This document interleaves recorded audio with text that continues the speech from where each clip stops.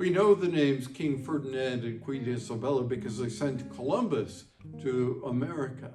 But what they'd also done is they conquered the Muslims, drove them out of Spain, reuniting the kingdom, and told all the remaining Muslims and Jews become Catholic or leave.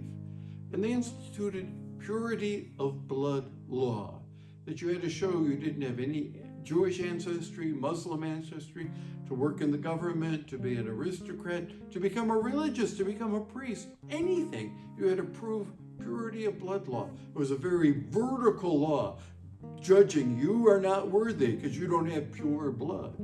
Here comes Teresa of Avila, founding these new convents of hers. And everyone was welcome. It didn't matter what their ancestry was. Indigenous from the Americas, welcome. Former Muslims, welcome. People of Jewish blood, welcome. And she got a lot of trouble. They said there's a purity of blood law. She said it doesn't matter. All are welcome here. She took this vertical law, and it was too vertical, because she was radically horizontal.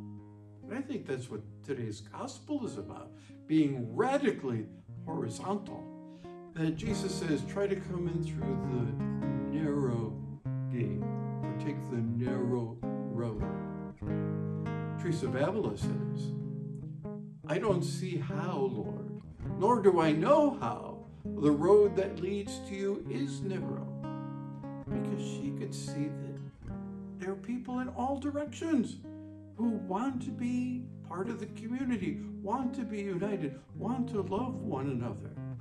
Radical horizontality. And that's why Jesus will say, you will be surprised if you're rejected.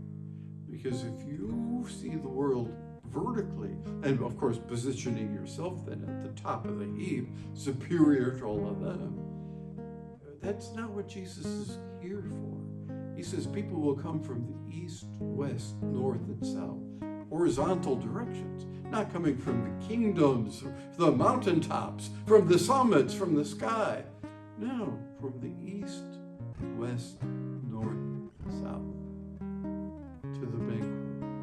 I think that's the key. That's why Teresa of Avila cannot see how that's a narrow road, because that's how she saw everything.